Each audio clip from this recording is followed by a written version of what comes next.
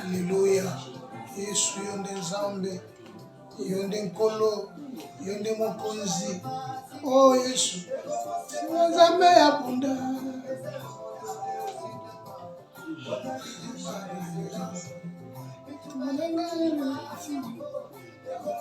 Nzambe ya bunda.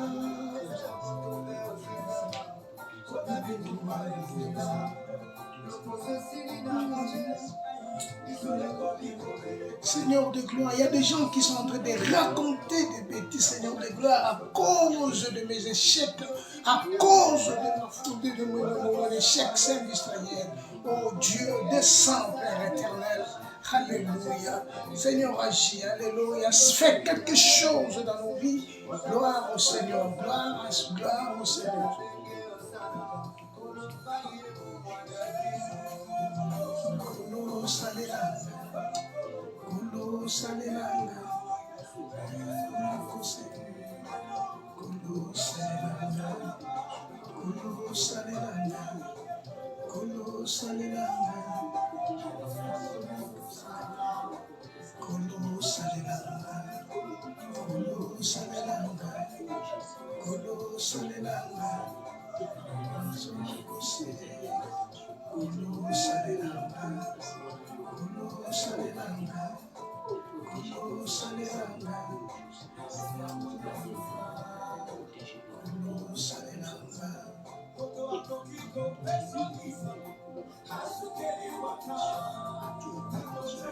Alléluia, alléluia. Gloire à Dieu, alléluia, gloire au Seigneur. Alléluia, toi qui es notre rocher, toi qui es le miracle de notre vie. Prince de paix, sois béni. Sois béni, sois béni. Sois béni le Dieu de toute force. Sois béni le Dieu de gloire. Sois béni celui qui a créé les cieux et la terre. Sois béni toi qui contrôles toutes choses. Père, merci. Alléluia. Nous nous approchons près de toi, Elohim, Saint d'Israël. Alléluia. Alléluia. Alléluia. Alléluia. Alléluia. Il est midi, Saint d'Israël. Dieu des armées descend. Dieu des armées manifeste. Dieu des armées agit. Tu es fidèle. Seigneur, ta parole, oh Dieu, est incontournable. Père, merci. Père, merci. Père, merci. Père, merci. Père, merci. Père, merci. C'est toi qui es notre sauveur. C'est toi qui es notre Dieu. Nous bénissons ton nom, ô Elohim. Tu es le sauveur de l'humanité.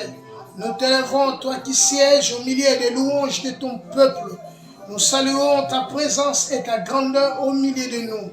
Père, merci. Père, merci pour ce temps merveilleux. Merci pour ce moment véritable. Merci parce que tu contrôles toutes choses. Tu vis dans nos vies, oh Dieu. Tu es l'alpha et l'oméga de notre vie. Toi qui as commencé notre vie. Et c'est toi qui vas l'achever parce que tu es notre Père. Papa, merci.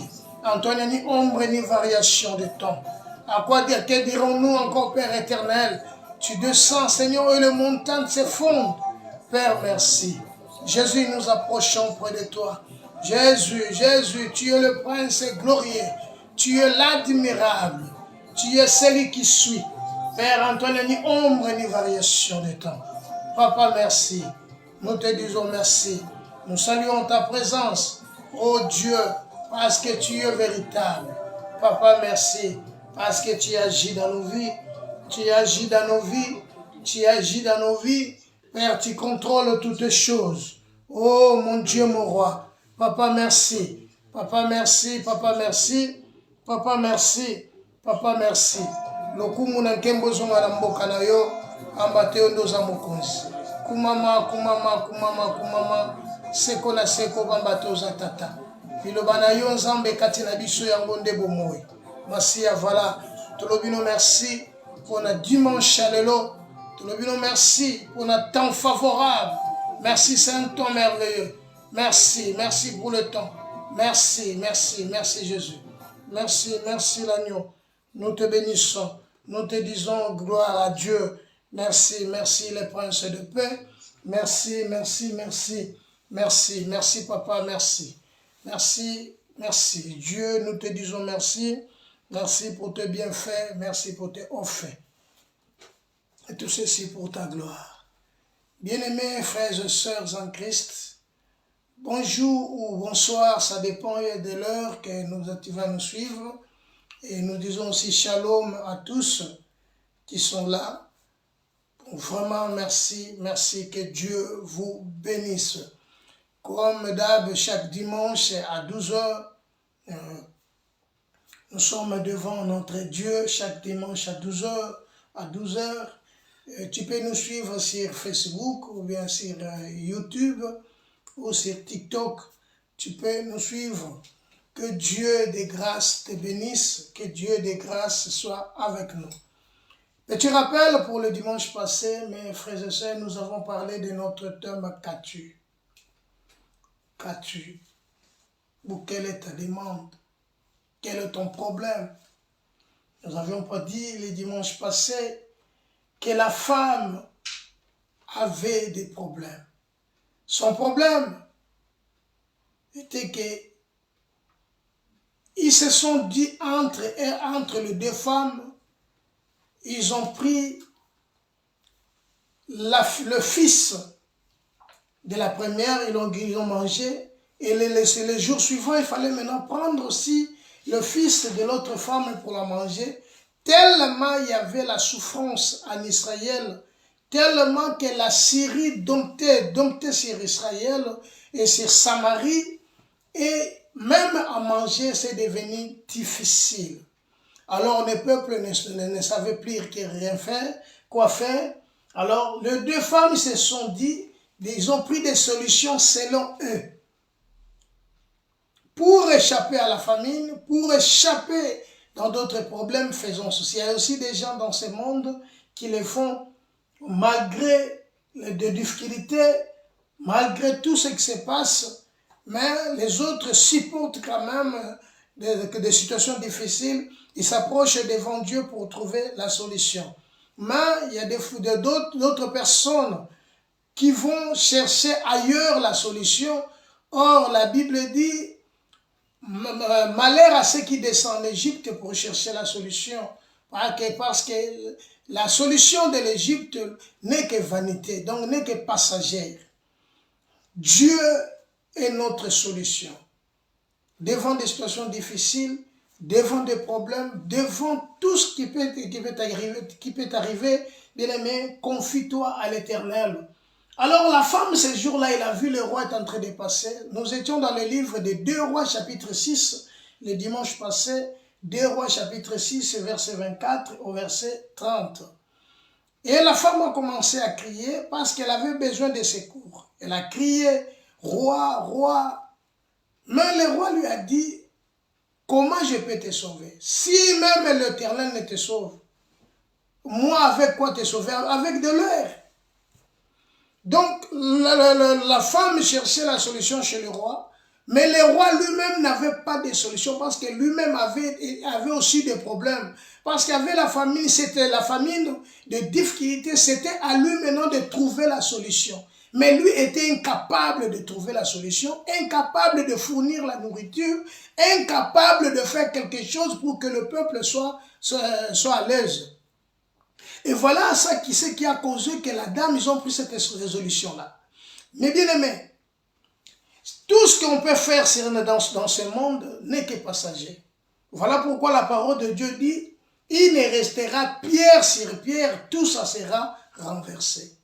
Les rois, ils n'avaient pas de solution. C'est de même dans nos vies, nous n'avons pas de solution nous-mêmes. Seul Dieu est la solution pour notre vie. Voilà, que Dieu soit béni, que Dieu soit loué.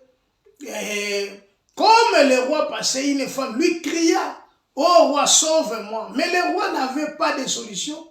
Mais il répond, si l'Éternel ne te sauve, avec quoi te sauverai-je? Donc la femme avait des problèmes. Ils se sont mis en accord avec sa voisine. Une solution très diabolique. Voilà pourquoi, si quelqu'un vient te donner du conseil, bien aimé, il ne faut pas directement le pratiquer. Retourne à l'Éternel, demande Dieu si l'Éternel est content ou l'Éternel peut te donner la solution. Le monde ne peut rien faire pour toi. Parce que le monde eux-mêmes disent, les malheurs des uns font le bonheur des autres. Ça, c'est le monde. Voilà, bien-aimé, que Dieu soit béni, que Dieu soit exalté. Aujourd'hui, nous voulons parler de notre thème qui est intitulé « Avec Dieu, l'impossible devient possible ». Pourquoi l'impossible et pourquoi le possible? Bien-aimés frères et sœurs, aujourd'hui nous sommes dimanche et si Dieu a permis que nous soyons là, nous soyons comptés parmi les vivants, ce n'est pas parce que nous avons fait quelque chose de bon ou parce que parfois nous sommes meilleurs que les autres. Non. Ou parfois parce que tu es belle, tu es beau, que Dieu t'a fait ce privilège d'arriver en cette date d'aujourd'hui, dimanche 17 août. Mais c'est simple, tout simplement c'est par sa grâce. Il fait grâce à qui il veut et miséricorde à qui il veut. Voilà, nous voulons parler de ce thème, comme il est écrit. C'est dans la Bible, mes frères et sœurs, il est écrit ce qui est impossible aux hommes, à Dieu est possible. Mais nous, notre thème est intitulé « Avec Dieu, l'impossible devient possible ». Donc, ce qui est impossible aux hommes peut devenir possible. Il y a un si. Donc là où il y a l'impossibilité, là où tu as l'impossibilité, tu n'arrives pas à prendre des solutions devant ton problème, ta situation, ou le problème qui te dérange, qui dérange ta famille, pour prendre la solution. Donc, ce qui est impossible, tu n'arrives pas. Tu as cherché avec ta force ou l'intelligence ou ta savoir, mais tu n'arrives pas. Donc, la situation ou le problème devient maintenant impossible. Mais moi, je suis venu te dire aujourd'hui, même si c'est devenu impossible, à Dieu et avec Dieu est possible. Tu vas me demander pourquoi et comment. Oui, tout ça dépend de toi. Dans la Bible, il y a aussi des gens qui ont passé des moments, qui avaient des difficultés. Ils se sont dit, maintenant c'est fini, j'aurai plus de solution.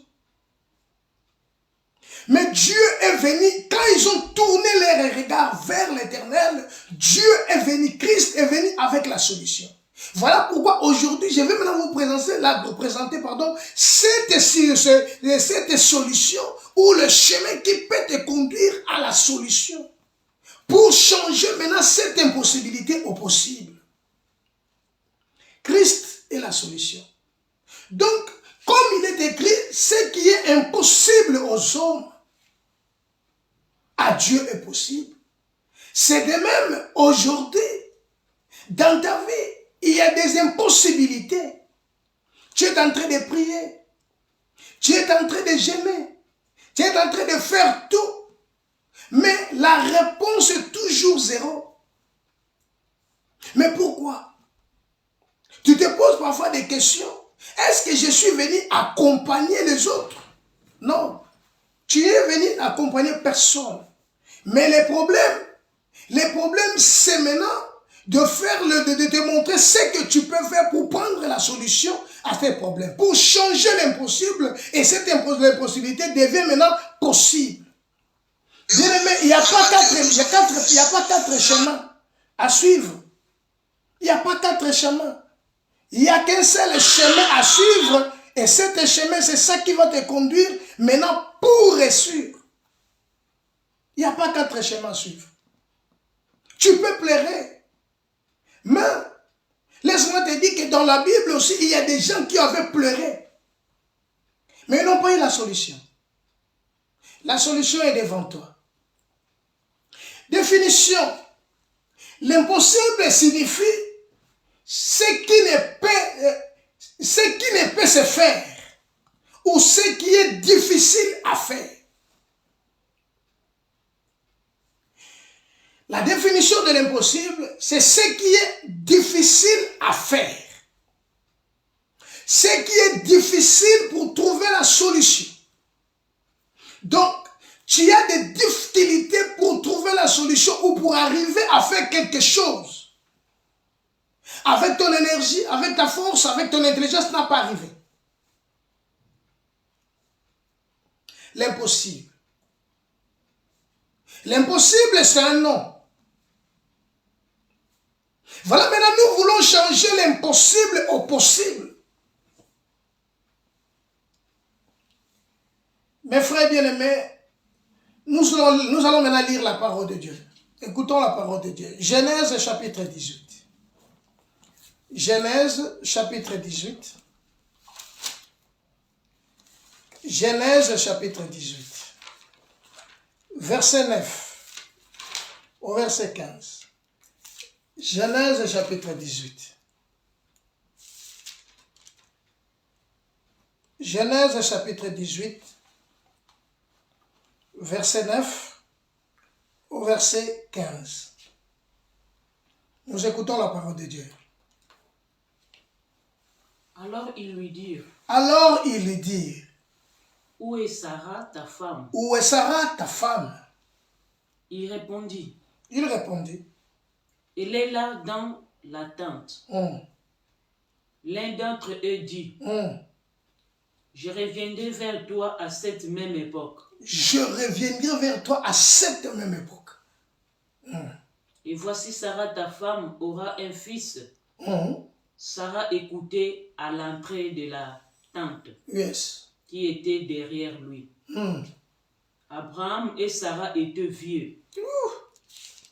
Avancé en âge. Avancé en âge. Et Sarah ne pouvait plus espérer avoir des enfants. Ok. Elle rit en elle-même. Elle rit en elle-même. En disant maintenant. En disant maintenant. Maintenant que je suis vieille. Maintenant que je suis vieille. Aurais-je encore des désirs? Aurais-je encore des désirs?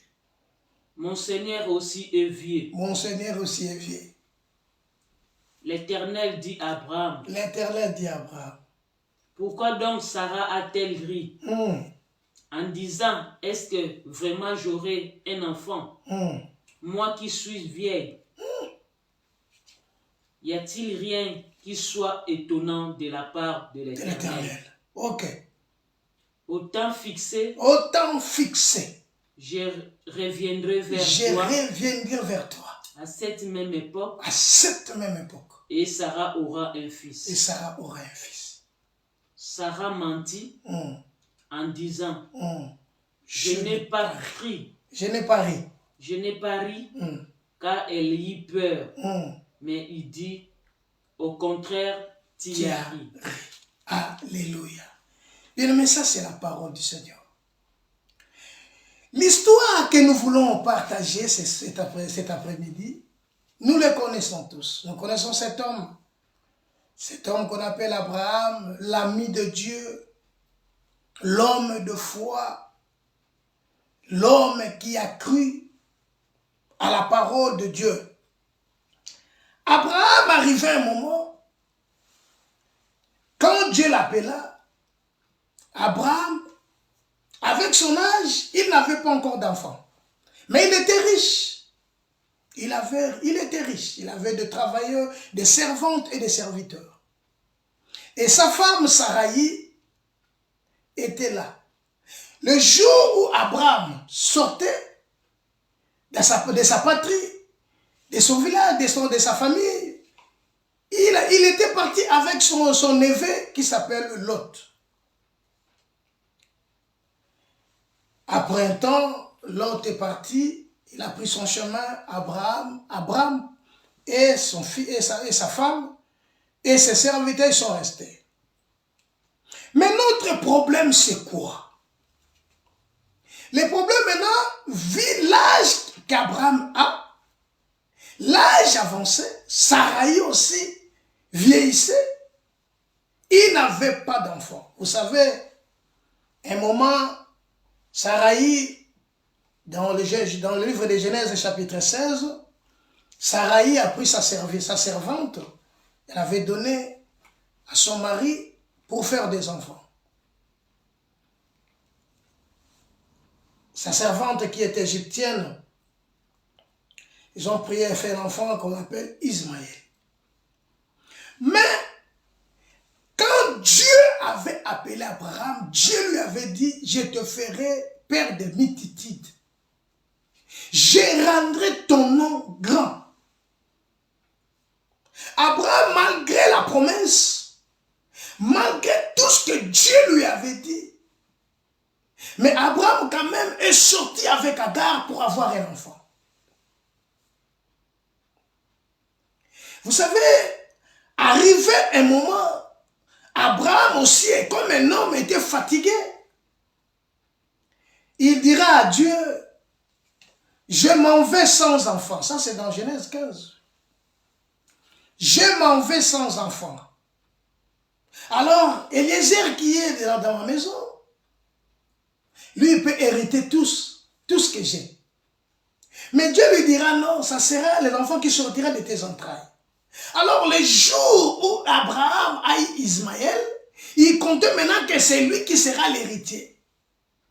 Or, selon la promesse et selon la pensée de Dieu, ce n'était pas Ismaël, mais ça sera Isaac. Vous devez comprendre premièrement la signification du nom de leur nom. Le nom d'Abraham. Abraham, qui signifie père élevé.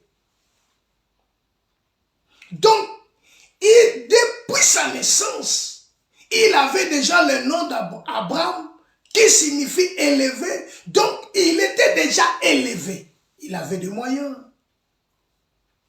Donc si tu lui dis que tu vas être élevé, il va te dire, je suis déjà élevé, parce que mon nom déjà signifie Père élevé. Donc, je suis déjà élevé. Or, il y a un seul qui est élevé, qui est au-dessus de tout. Souvenez-vous que Dieu, c'est un Dieu jaloux. À cause de son nom, Abraham, il a fait au moins un parcours de 75 ans jusqu'à 100 ans pour avoir un enfant. Et tous les 25 ans là, ce sont des années de souffrance. Parce qu'il avait besoin de la postérité. Tout ce qu'il avait. Il fallait maintenant que quelqu'un, après sa mort, qui va être héritier. Or, pour qu'Abraham ait des enfants, c'était impossible parce qu'il était devenu vieux. Sa femme, elle était devenue aussi vieille. Les deux étaient déjà avancés en âge. Donc, selon la science, ils ne pouvaient plus avoir des enfants. Mais, notre thème est intitulé « Avec Dieu, l'impossible change, et l'impossible devient possible ». Or, l'impossibilité d'Abraham, c'était « Et il ne peut plus concevoir parce que Saraï était stérile ».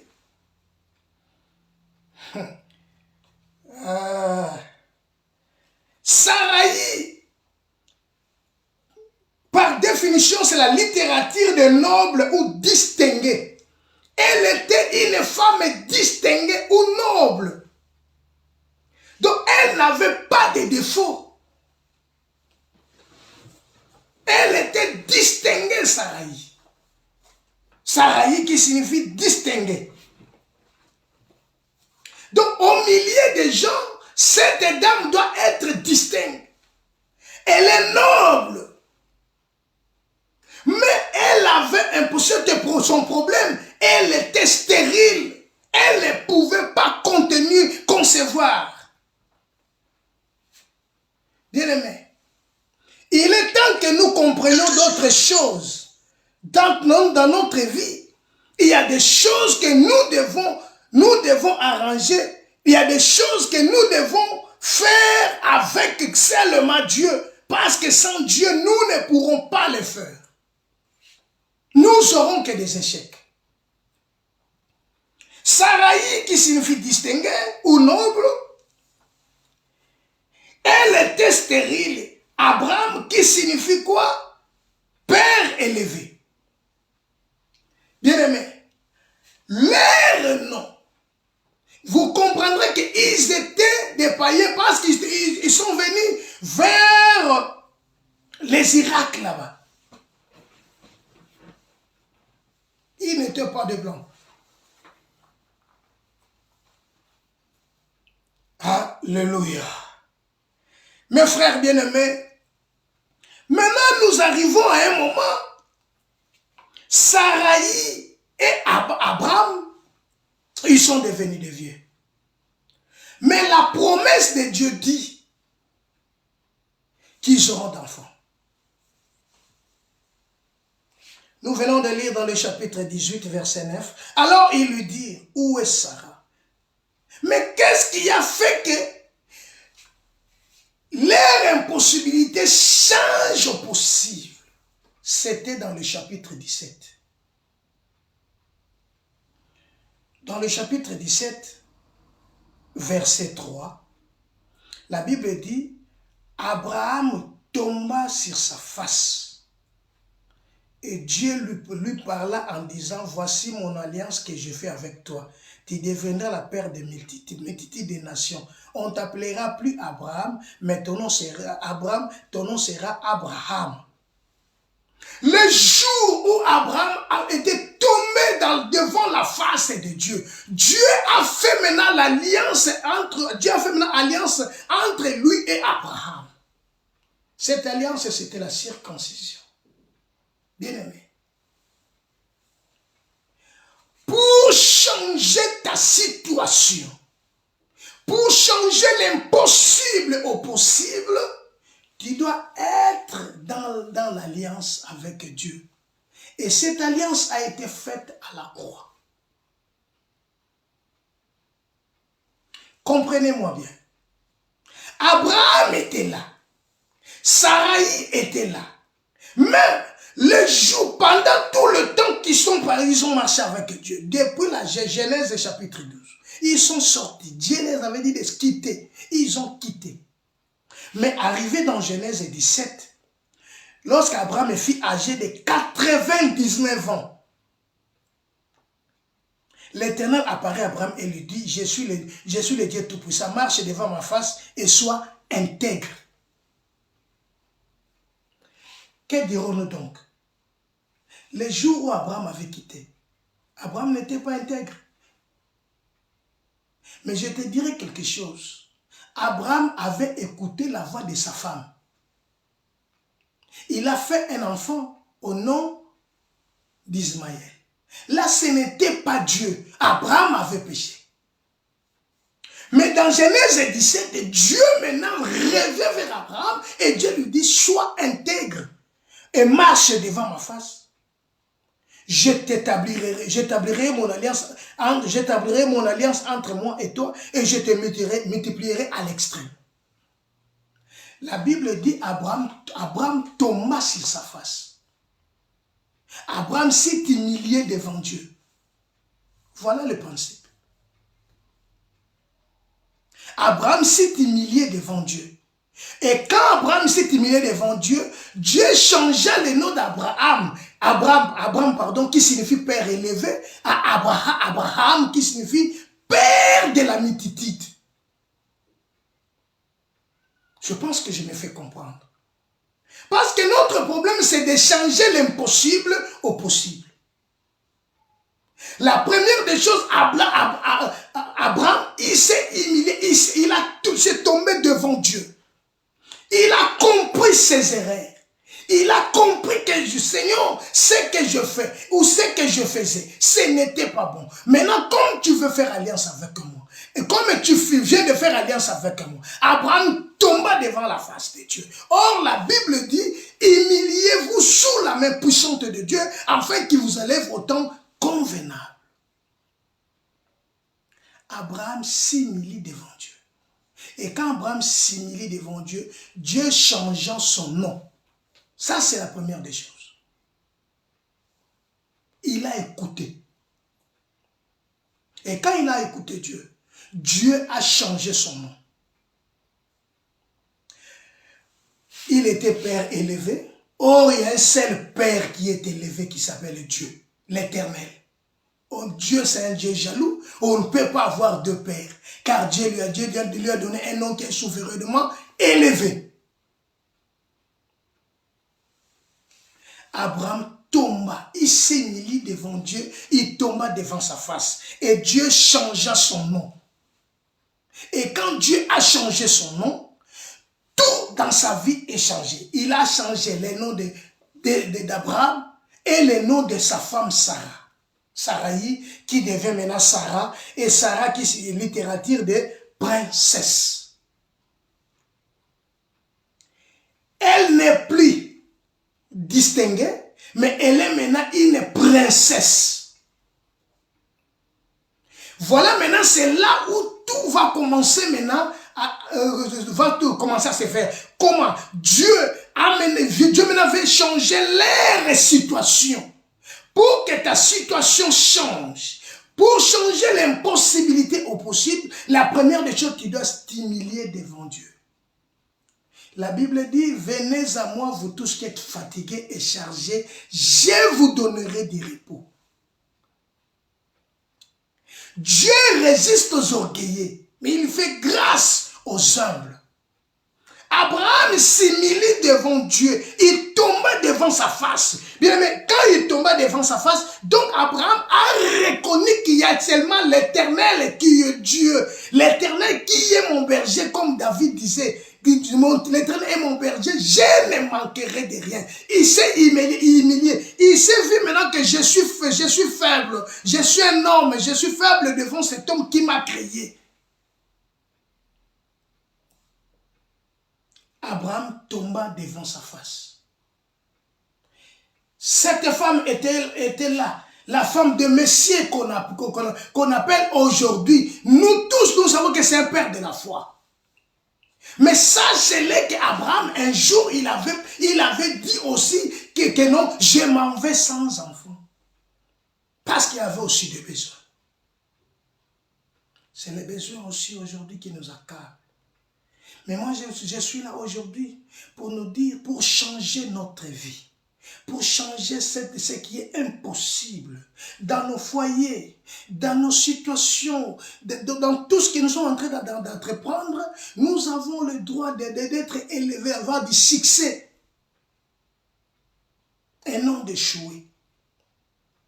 Abraham, à l'âge de 99 ans, Dieu apparut à Abraham. Maintenant, nous sommes dans le livre, nous sommes dans le chapitre 18. Et l'Éternel apparut dans l'entrée. Donc, Abraham était dans la ville de Canaan. Il a vu des gens qui entraient dans la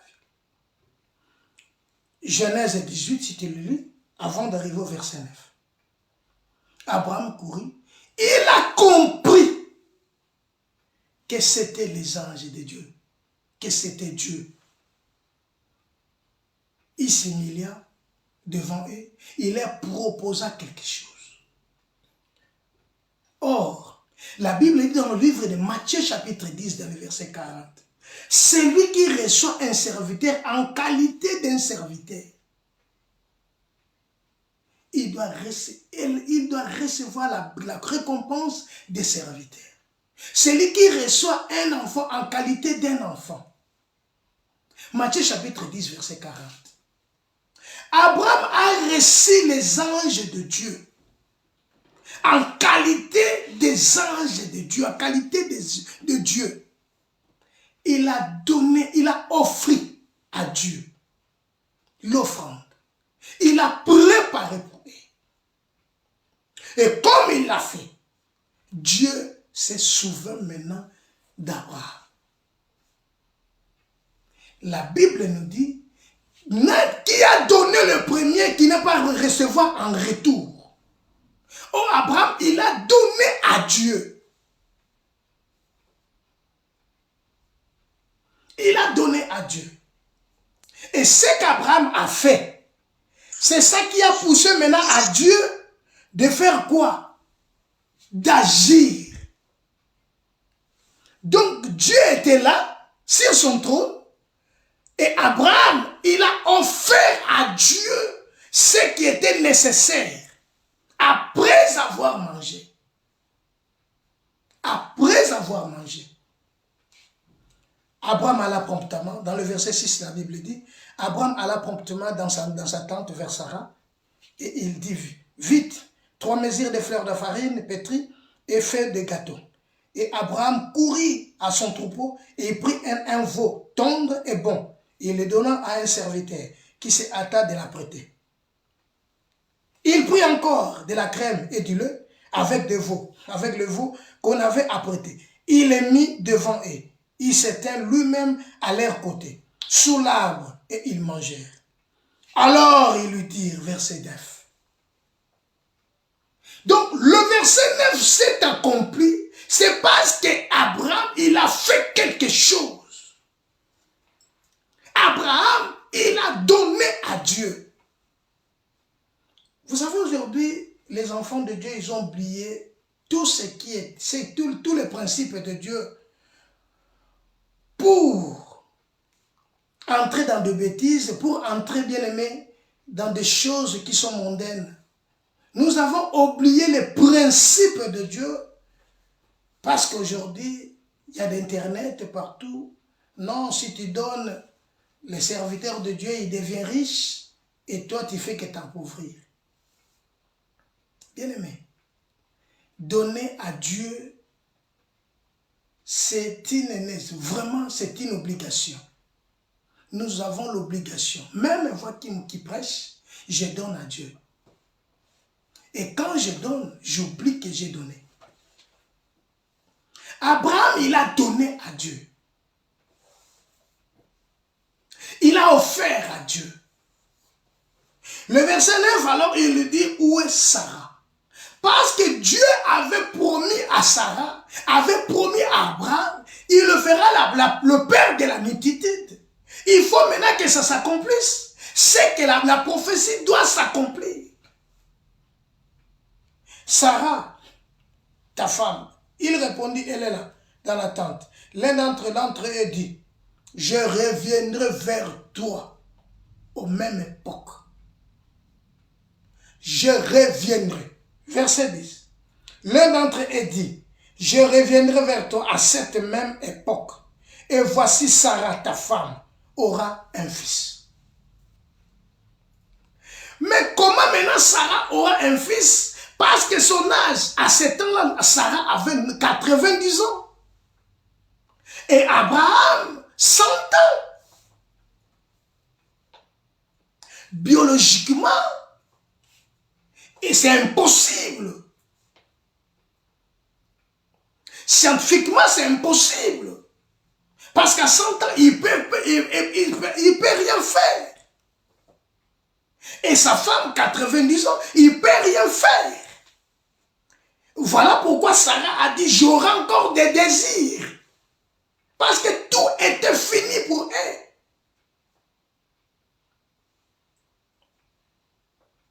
Sarah, ta femme, aura un fils. Sarah écoutait à l'entrée de la tente qui était derrière lui. Abraham et Sarah étaient vieux. La Bible le dit clairement qu'ils étaient vieux, avancés en âge. Et Sarah ne pouvait plus espérer avoir des enfants. Bien-aimé, voilà ce qui est impossible aux hommes. À Dieu est possible. Parce que Sarah n'espérait plus avoir des enfants. C'est de même dans ta vie aujourd'hui. Tu n'espères plus à rien. Parce que tu te sens maintenant, c'est fini. Comme j'ai demandé l'asile, c'est fini. Pour moi, c'est fini. Tout ce que je fais des conteneurs. Et j'ai envoyé ça en Afrique. Mais arrivé là-bas, il n'y a rien qui va. Il n'y a rien. Donc pour moi, c'est fini. Non. Ce qui est impossible aux hommes, à Dieu est possible. Voilà pourquoi la Bible dit, confiez-vous à l'Éternel et tu seras affermi. Et à ses serviteurs, tu réussiras. Bien-aimé, il est temps de retourner vers l'Éternel, là où il y a l'impossibilité dans ta vie, là où tu as échoué. Moi, bien qu'à qui vous prêche, j'ai passé des moments difficiles ici en Europe, mais jamais je me disais que non, c'est fini. Pourquoi? Parce que je connais, j'ai fait l'alliance avec quelqu'un, c'est lui qui m'avait appelé. Il est le pourvoyeur. Mes frères bien-aimés dans le Seigneur, avec Dieu, l'impossible devient possible. Oui, mais si tu crois, voilà pourquoi je t'avais dit le premier principe qu'Abraham a fait, il s'est humilié devant Dieu. Et quand il s'est humilié, Dieu changea son nom. Il tomba devant la face de Dieu. Et quand il s'est tombé devant la face de Dieu, donc il s'est humilié. Il s'est senti, il est nul devant Dieu. Ton orgueil, ton savoir, tes calculs est nul devant Dieu. Dieu, c'est la sagesse. Dieu, c'est l'intelligence. Job dit, la crainte du Seigneur, c'est le commencement de la sagesse. S'éloigner du mal, c'est l'intelligence. Abraham tomba devant la face de Dieu et Dieu lui rappela en disant, je marche avec moi et sois intègre. Donc tu avais suivi la voie de ta femme. C'est ça qui a fait que ta promesse était prolongée. Parce que tu avais écouté la voix de ta femme. Et tu as appliqué ce que ta femme t'avait dit. Mais ce n'était pas ma volonté, Abraham. Ce n'était pas ma volonté. Mais aujourd'hui, je veux faire alliance avec toi. Et cette alliance que je vais faire avec toi, c'est une alliance cette alliance-là, je te dis, marche devant ma face et sois intègre. Et quand Abraham a écouté ce message. Il tomba devant la face de Dieu. La Bible dit, si vous écoutez sa voix, n'endurcissez pas vos cœurs, comme lors de la révolte dans le désert. Bien-aimé, là où tu es en train de se révolter devant Dieu, là où tu es en train de faire ce qu'il ne faut pas faire, oh non, tu dis, les pasteurs aussi les fait. Bien-aimé, ta vie ne dépend pas du pasteur, ni du prophète, ni d'une église, mais il faut comprendre que toi, tu as fait l'alliance avec celui qui était à la croix. C'est une alliance perpétuelle et cette alliance est irrévocable. Bien-aimé, les jours où tu vas rentrer, retourner vers l'Éternel, tu verras ce que Dieu va faire dans ta vie. Bien-aimé, ces jours-là, cet homme s'est humilié.